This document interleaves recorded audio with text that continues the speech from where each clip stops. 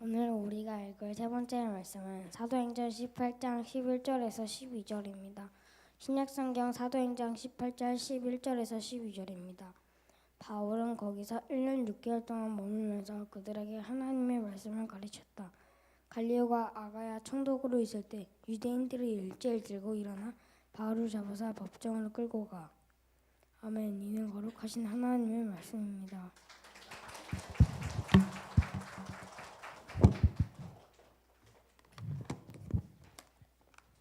네, 잘 읽었습니다. 네.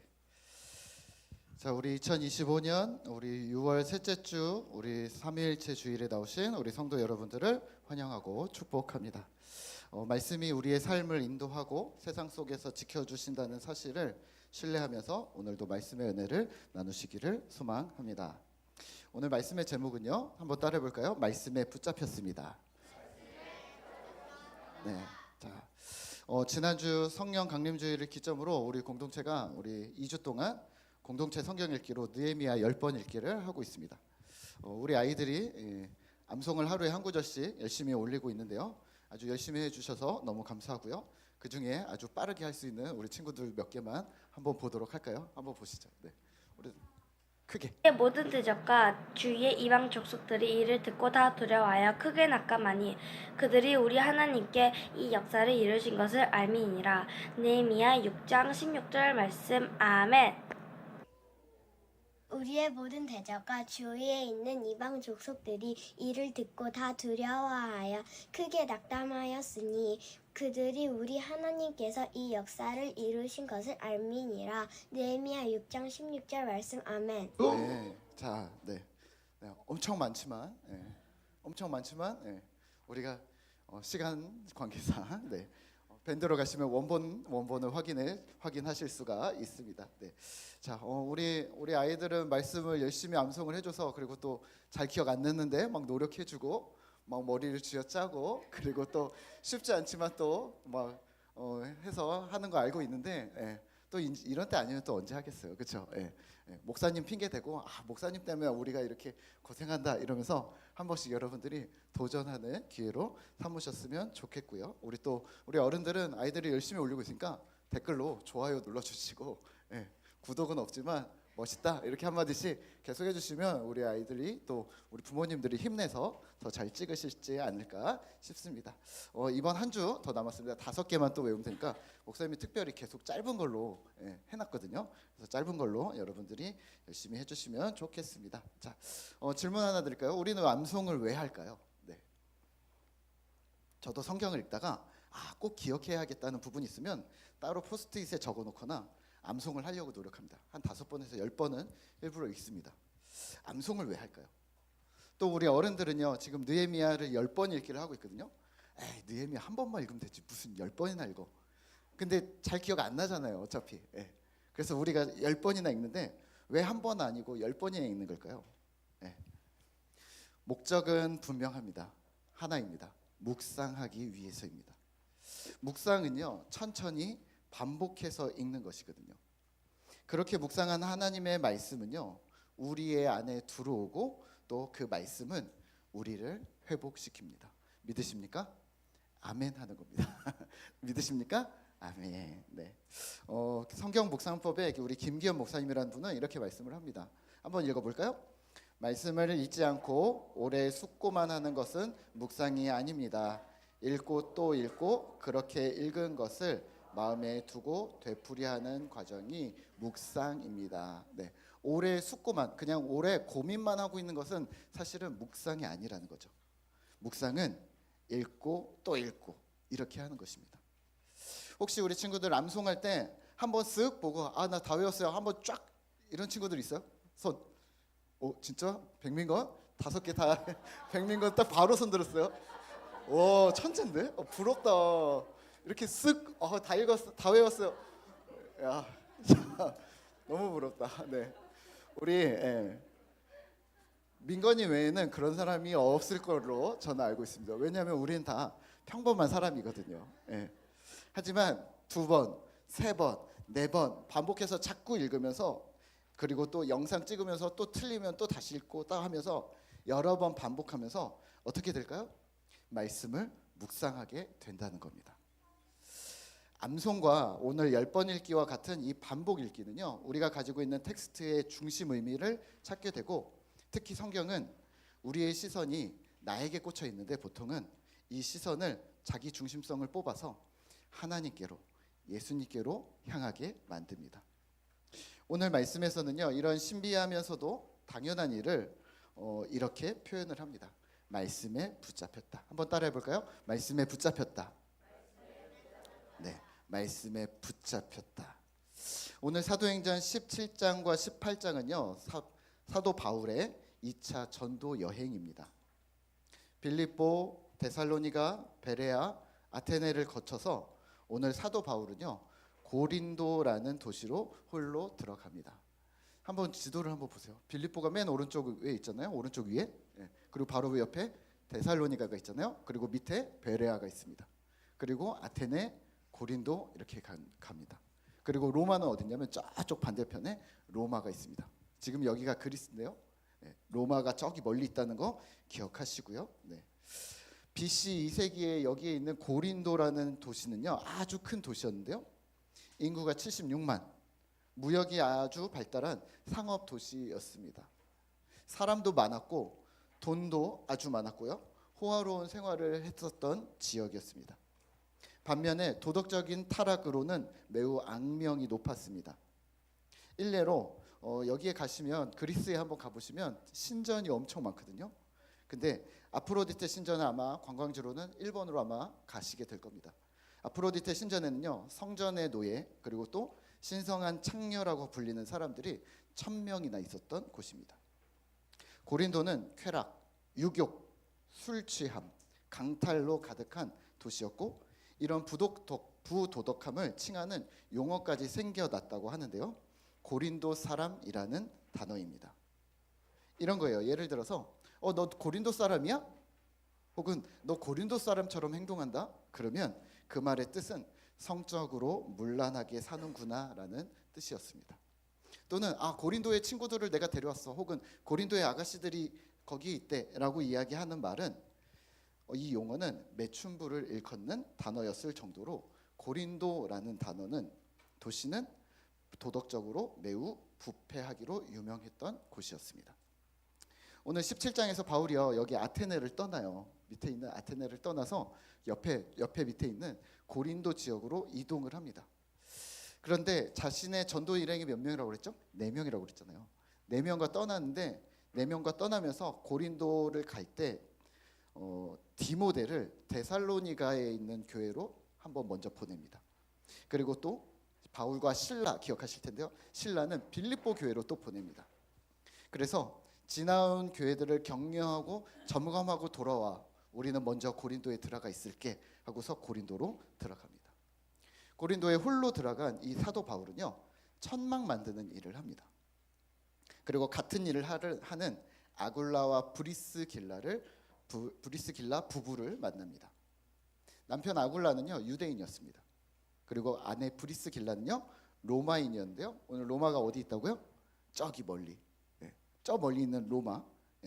로마의 교회의 성도였고요. 이 부부는 황제의 명령과 핍박을 피해서 이 고린도라는 지역까지 멀리 내려와 있었습니다. 그리고 이들은 우연히도 같은 일을 하면서 함께 살았고, 이 부부는 나중에 바울의 동역자가 됩니다. 우리 3절과 4절을 한번 같이 읽어볼까요? 같이 읽겠습니다. 시작. 생업이 같으므로 함께 살며 일을 하니 그 생업은 천막을 만드는 것이더라. 안식일마다 바울이 회당에서 강론하고 유대인과 헬라인을 권면하니라. 아멘. 바울은요, 평일에 일을 했습니다. 그리고 일을 쉬는 안식일에는 매주 안식일마다 회당에 들어가서 말씀을 전했습니다. 브리스길라와 아굴라 부부와 함께 회당에 들어가서 함께 사역했던 듯합니다. 5절인데요. 같이 읽겠습니다. 실라와 디모데가 마게도냐로부터 내려오매 바울이 하나님의 말씀에 붙잡혀 유대인들에게 예수는 그리스도라 밝히 증언하니. 아멘. 실라와 디모데가 합류합니다. 디모데와 실라는요, 바울에게 교회들의 소식을 이제 전해주고요. 그리고 헌금도 전달합니다. 사역자와 재정이 충원된 바울은요, 말씀 사역에 전념하게 되었습니다. 오늘 5절에 보시면 오늘 5절에 바울이 하나님의 말씀에 붙잡혀라는 문구를 우리가 한번 더 깊게 살펴보실 텐데요. 여러 번역본들에서는요, 몰두했다, 말씀 사역에만 집중했다고 표현을 합니다. 하지만 원문에서는 이렇게 표현합니다. 둘러싸임을 당하다, 병이나 두려움같이 거부할 수 없이 사로잡힌 상황, 하나님의 말씀에 그렇게 됐다라고 설명한대요. 그러니까 말씀에 붙잡혀라는 의미는 사도 바울이 하나님의 말씀의 요구에 이끌려, 그러니까 말씀에 둘러싸여 말씀에 압도되어 하나님의 복음을 전하는 사명, 책무에 완전히 몰입했다는 말로 이해하셔야 합니다. 다른 일은 안 하고 복음만 전했대, 하나만 했대, 편하겠다, 이런 의미가 아니라 그 일에 완전히 몰입해서 그 사명을 감당했다, 사명에 흠뻑 빠져 있었다라고 보시면 될 듯합니다. 보세요. 바울이 도시들을 돌아다니면서 아까 있었던 도시들을 1주, 2주, 길게는 한 달을 머무르면서 복음을 전하기도 하고 또 핍박을 당하면서 그러면 이동하기도 했습니다. 하지만 오늘 고린도에서는요, 아주 이례적으로 1년 6개월이라는, 그러니까 18개월이라는 긴 시간을 머물면서 복음 전도와 말씀 공부를 제자 양육에 힘을 썼던 것이죠. 성경은 오늘 11절을 함께 같이 한 번 더 읽겠습니다. 시작. 1년 6개월을 머무며 그들 가운데서 하나님의 말씀을 가르치니라. 아멘. 자, 생각해 보세요. 이렇게 가장 심각했던 도시에서, 돈 없으면 아무것도 안 되고 부도덕한 도시에서, 유혹과 핍박이 심각한 이 도시에서 바울은 의도적으로 긴 시간을 머물면서 복음 전도와 성도를 양육했습니다. 왜? 어떻게 이런 일들이 가능했을까요? 말씀에 붙들렸기 때문입니다. 조재천 교수라는 신약한 교수는 이렇게 이 부분을 이렇게 설명합니다. 두 가지인데요. 첫 번째는 신앙 공동체, 두 번째는 하나님의 말씀 때문이었다. 첫 번째는요, 신앙 공동체로 인해서 이 일이 가능했다는 거죠. 아굴라와 브리스길라 부부가 디모데와 실라와 같은 동역자들이 신앙 공동체의 기본 멤버가 되었습니다.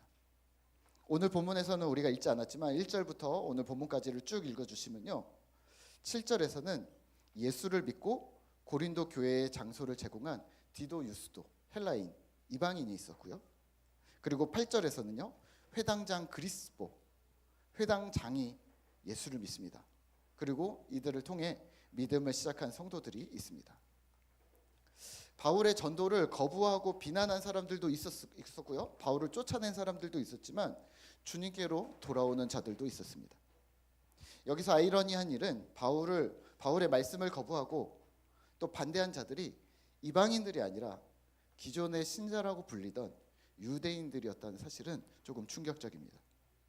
하지만 회당은요, 그런 유대인들이 점령했지만 회당 근처에 이방인 유스도가 제공한 고린도 교회가 세워졌고요.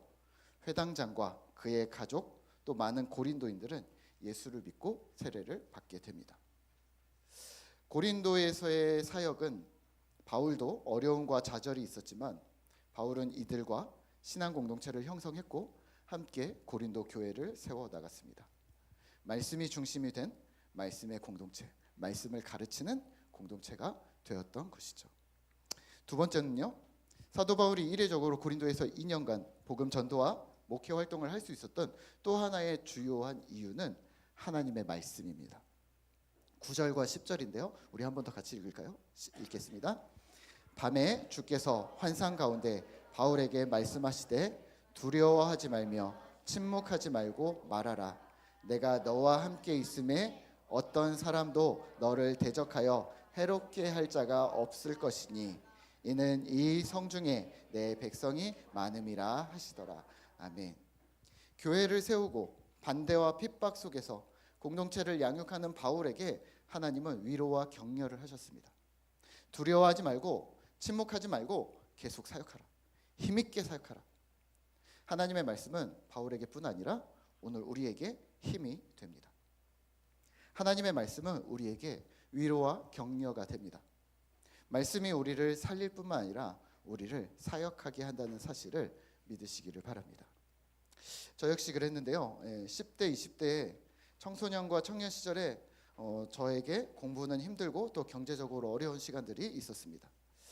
저는 대학 때 등록금을 제대로 내본 적이 없습니다. 딱 그 날짜 맞춰서 내본 적이 없고 연기를 해준대요. 1차, 2차, 3차 마지막 날까지 기다리는데 이게 피를 말립니다. 의욕을 상실하게 하는데요. 1차는 그냥 뭐 다들 그러니까 2차가 되면 이제 나밖에 안 남았는데 3차가 되면 정말 주변에 다 등록했고 나만 남았어. 이런 등록금 3차 마감기일이 한 중간고사 앞인가 뒤인가 딱 그래요. 그래서 그게 왜 중요하냐면 시험을 잘 봐도 등록금을 못 내면 강제 휴학, 그리고 그 학기 다시 다녀야 돼요. 그러니까 시험을 봐야 되나 말아야 되나 이 고민을 엄청 많이 합니다. 그리고 학교 다닌 거 취소. 그러니까 이게 계속 불안한 거죠. 시험 공부를 하면서도 불안하고 이거를 굳이 잘 볼 필요도 없고, 근데 만약에 막 이렇게 되는 거죠. 그 당시에요, 매번 등록금을 낼 때마다 하나님을 원망하게 되었던 저에게 하나님은 항상 이런 말씀을 주셨습니다. 끊임없이 이런 말씀을 주셨는데요. 한번 같이 읽어볼까요? 네, 같이 읽어보겠습니다. 힘이 되는 말씀이긴 합니다. 이사야 41장 9절입니다. 같이 읽겠습니다. 내가 땅 끝에서부터 너를 붙들며 땅 모퉁이에서부터 너를 부르고 내게 이르기를 너는 나의 종이라. 내가 너를 택하고 실어버리지 아니하였다 하였노라. 두려워하지 말라. 내가 너와 함께함이니라. 놀라지 말라. 나는 내 하나님이 됨이니라. 내가 너를 굳세게 하리라. 참으로 너를 도와주리라. 참으로 나의 의로운 오른손으로 너를 붙들리라. 아멘. 저는 그때도 조급했고요. 분노가 가시지 않은 상태였는데 하나님은 맨날 이런 말씀을 주신 거예요. 아니 하나님, 이런 불투명한 미래 말고, 먼 미래의 약속 같은 거 말고 지금 당장 내일이 마감 날짜인데 등록금이 필요한데요. 하나님, 이런 건 저 같은 상황에는 적절하지 않습니다. 혹시 잘못 주신 거 아닙니까? 지금 마음을 편하게 만드는 건 필요가 없거든요. 마음 불편해도 좋으니까 어떻게든 재정을 좀 채워주십시오. 원망은 차곡차곡 차오르는데 계속 같은 말씀을 하셨습니다. 저는 그런 삶이 답답하고 힘들어서 먹여주고 입혀주는 군대로 도망을 갔습니다.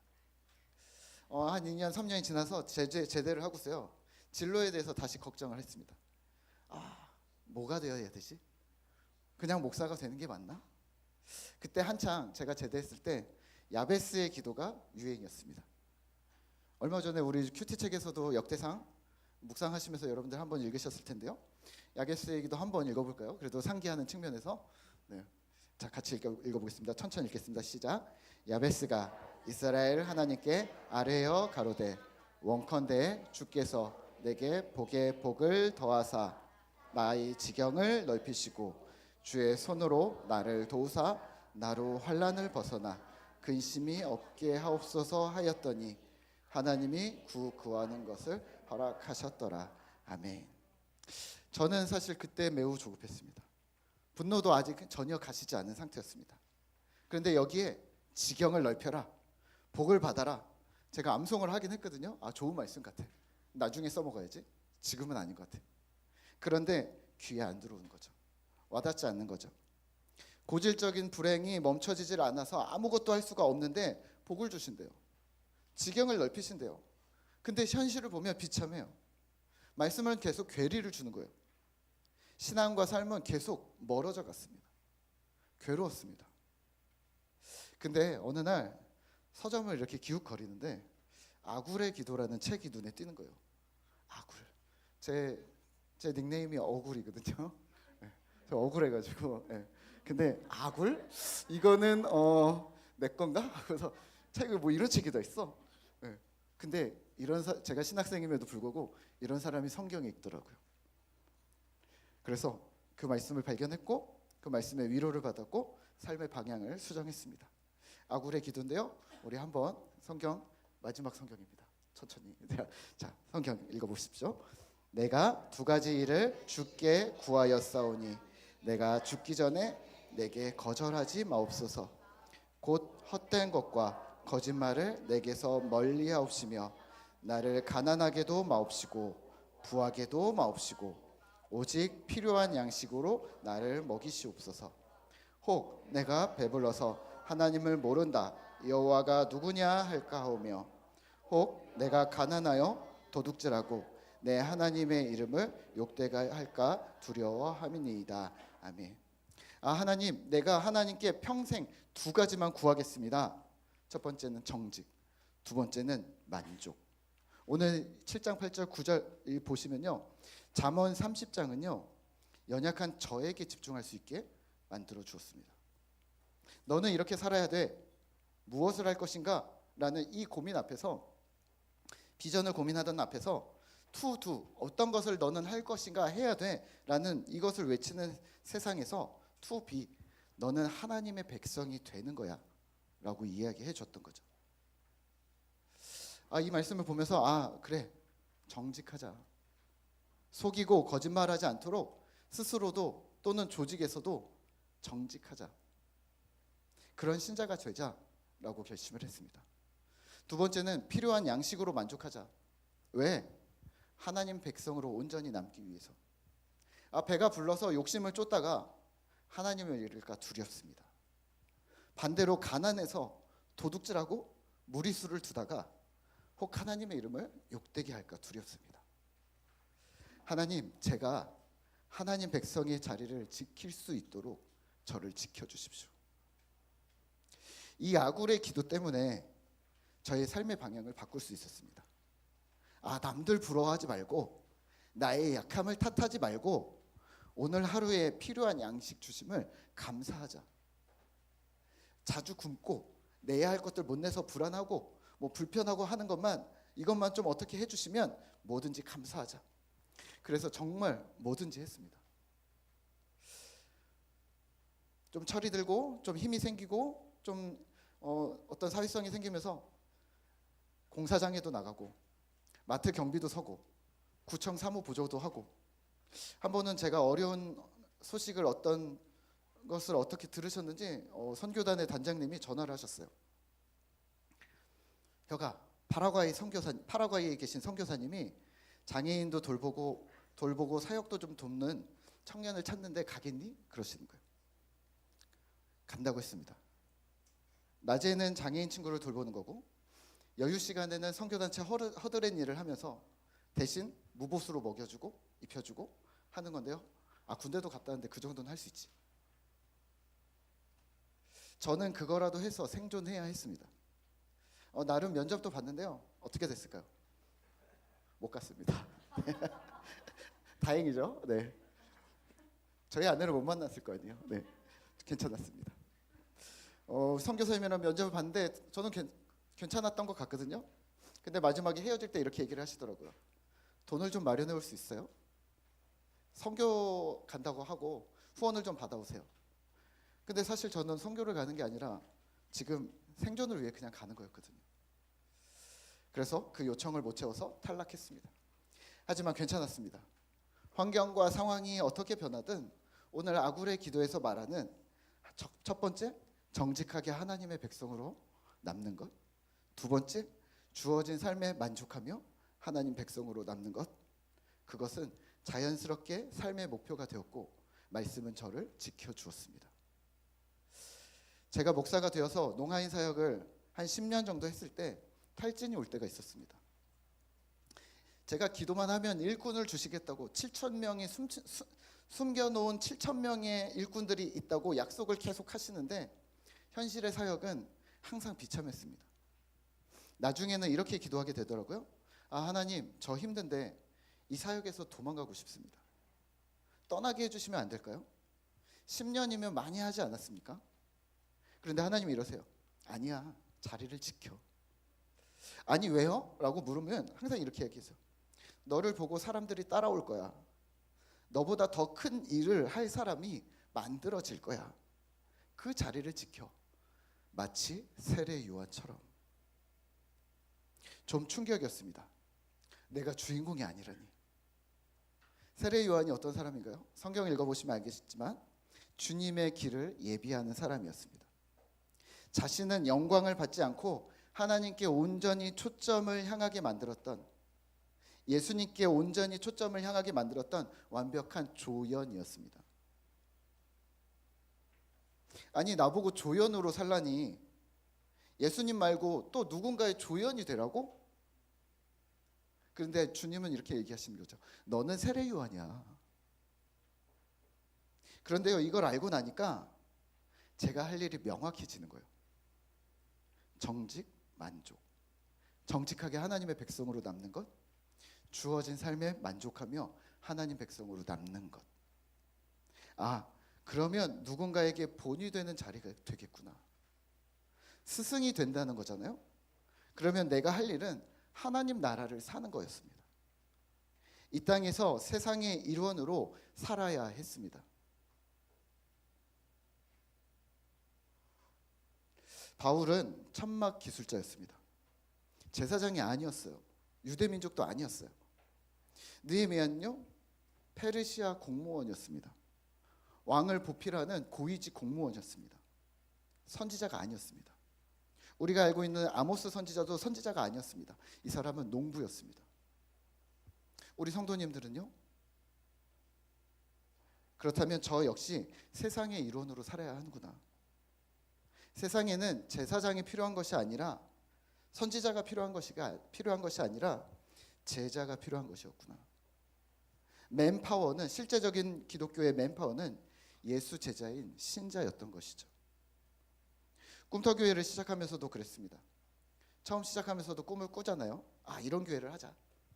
3년이 지나면서 4년째 접어들면서 하나님께서 왜 우리를 교회로 묶어주셨을까? 이런 질문을 계속 던지고 있습니다. 꽤 오래전에 읽었었던 작고 강한 교회라는 책이 있는데요, 그 교회가, 우리 교회가 그 범주 안에 그대로 있더라고요. 규모는 작지만 우리는 특별함을 기억하시죠. 큰 것이 항상 정답이 아니고, 그렇다고 현실에 안주하지 말고 도전하시지요. 이 싸움을 계속 꾸준히 하는 겁니다. 교회는 가족이었습니다. 예수님 때문에 한 형제요, 한 자매요, 가족이 됐다는 말인데요, 가족이 뭔가요? 서로의 약함을 보완하기도 하고, 연약함을 돕기도 하고, 또 때론 본이 되고 본을 받는 가르침의 장소이기도 한 것이죠. 말씀을 맺겠습니다.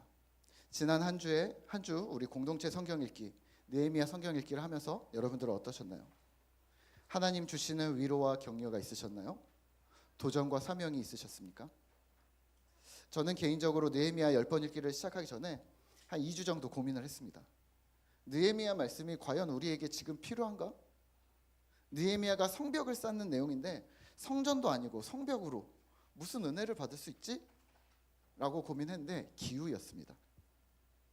느헤미야는 성벽 쌓는 건축이 중심이 아니었습니다. 성벽을 쌓는 성도들은, 이들은 성경을 열심히 들으며 실천했던 사람들입니다. 낮에는 일을 하고 밤에는 말씀을, 평일에는 사역을, 성벽을 쌓고 안식일에는 말씀을, 그리고 심지어는 일할 때에도 한 손에는 칼을, 한 손에는 삽을, 그렇게 했던 이스라엘. 저는 무엇을 보았냐면, 두 가지를 동시에 해야 하는 성도들, 두 개의 정체성, 두 가지의 일을 끊임없이 해나가는 성도들, 하나님 나라 백성, 그리고 이 땅의 시민으로 사는 성도들. 하나님 나라 복음이라는 찬양의 가사처럼 우린 그 나라에 속한 사람들이지만, 이 세상 속을 살아가지만 전혀 다른 삶을 살아가는 것이죠.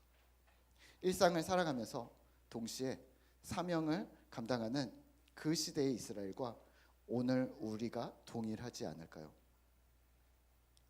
부탁드리기는요, 우리에겐 힘이 없지만 우리는 힘을 낼 수 있습니다. 바로 하나님의 말씀에 붙잡혀 있을 때 가능합니다.